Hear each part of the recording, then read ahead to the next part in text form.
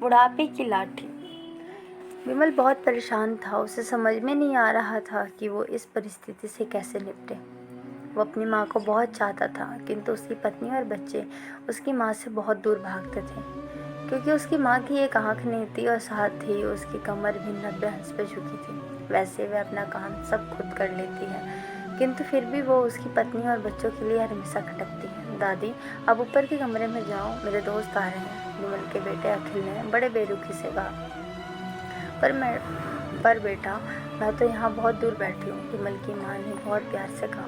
नहीं, आप उनके सामने मत रहो, वो मुझे चिढ़ाते हैं, अखिल ने जोर से डांटते हुए कहा। क्या हुआ अखिल, क्यों चिल्ला रहे हो?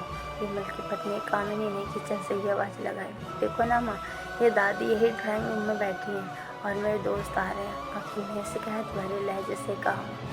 माँ जी, आप ऊपर चली जाओ, क्यों हम लोगों पर लजवाती हो? कामिनी ने बेटे का पक्ष लेते हुए कहा।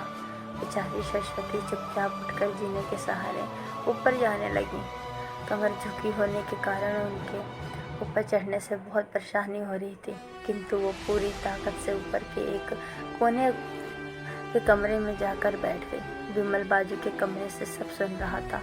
उसे कष्ट हो रहा था कि उसकी माँ को अपमानित होना पड़ रहा है, किंतु वो असहाय था। अगर वो कुछ कहता है तो पत्नी और बच्चे उसका विरोध करने लगते हैं। दूसरा, उनका तर्क भी सही लगता है, क्योंकि वो एक प्रशासनिक अधिकारी था। उसका सामाजिक स्तर बहुत ऊंचा था। उसकी ससुराल भी एक उच्च घराने में थी, अतः वह चुपचाप इस तरह हर दिन अपनी माँ को अपमानित होते देखता रहता था। रात को विमल की पत्नी ने कहा, देखो जी, अब बहुत कुछ करो। कल कलेक्टर साहब की पत्नी आई थी। माँ जी अपनी देसी धुंधारा में उनसे मिली। मुझे बहुत शर्म आ रही थी, बताते हुए कि मेरी सास है। मैंने कह दिया कि दूर की रिश्तेदार है, इलाज कराने आई है। विमल को रोना आ गया, किंतु फिर भी वह चुप रहा। अपने बेटे की मन स्थिति को सरस्वती अच्छी तरह से जानती थी और बेटे को कोई कष्ट ना हो, इसलिए वो हर बात को चुपचाप सह लेती थी। विमल बहुत उदास रहने लगा। एक तरफ परिवार और सामाजिक स्तर पर जीने की प्रतिबद्धता थी, तो दूसरी ओर माँ।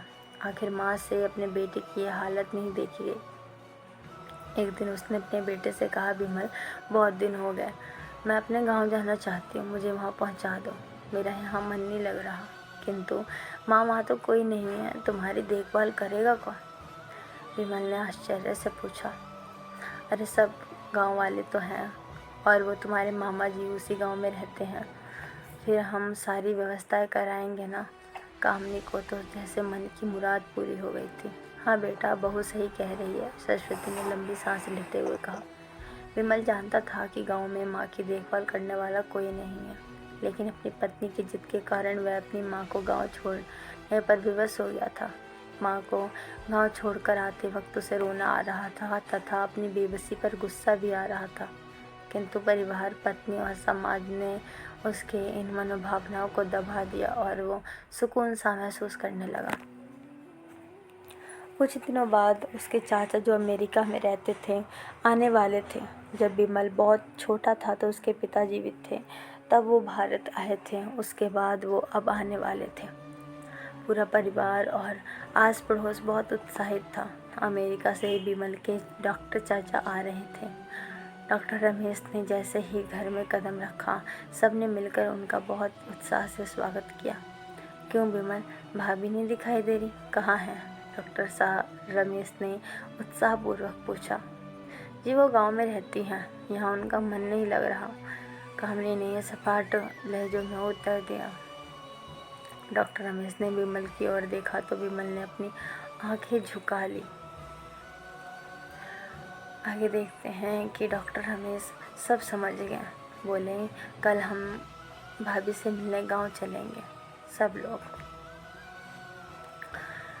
दूसरे दिन सभी लोग गांव के घर में पहुंचे। देखा कि सरस्वती बहुत तेज बुखार है और वो पलंग पर असहाय पड़ी है। डॉक्टर रमेश दौड़कर सरस्वती के पास गया, उनके पैर छूकर रोने लगे। सरस्वती की हालत उसकी कल्पना से परे था। वाह बेटा विमल, तूने तो नाम उजागर कर दिया। अपनी माँ की हालत देखकर तुझे तो शर्म भी नहीं आ रही होगी। डॉक्टर रमेश ने विमल को लगभग डांटते हुए कहा, नहीं देवर जी, विमल का कोई दोस्त नहीं है, मैं खुद गांव आई थी।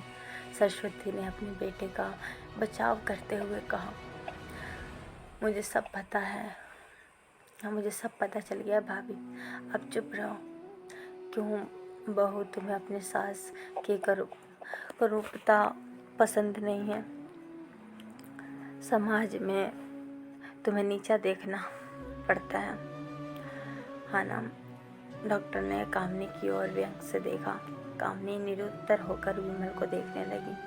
आज तुम जिस सामाजिक स्तर पे हो ना, वो इनके संघर्षों की देन है। और बेटा विमल, तुम शायद महसूस ना हो कि बचपन में जब तुम 1 साल के थे तब छत से नीचे गिर गए थे के कारण तुम्हारी एक आँख फूट गई थी और दूसरी रीढ़ की हड्डी में भी समस्या थी।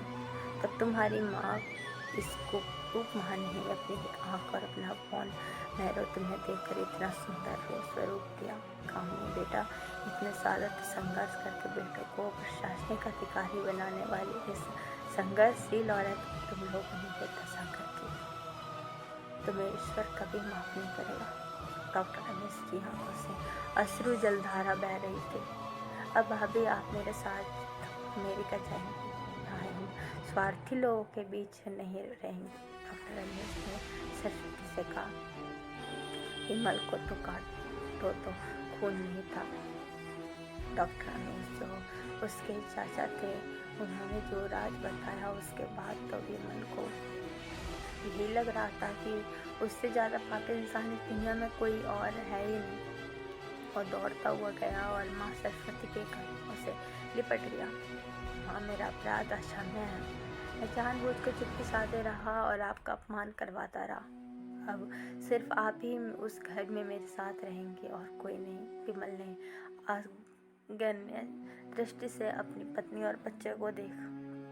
कामनी को भी बहुत पश्चाताप हो रहा था, किंतु उसकी हिम्मत नहीं थी कि वह सरस्वती से आंखें मिलाए। सरस्वती ने कामनी की मनस्थिति को समझकर उसको पुचकारते हुए अपने पास बुलाया और विमल को डांटते हुए कहा, खबरदार, जो मेरी बहू को मुझसे दूर करने की कोशिश की तो तुझे घर से बाहर निकाल दूंगी।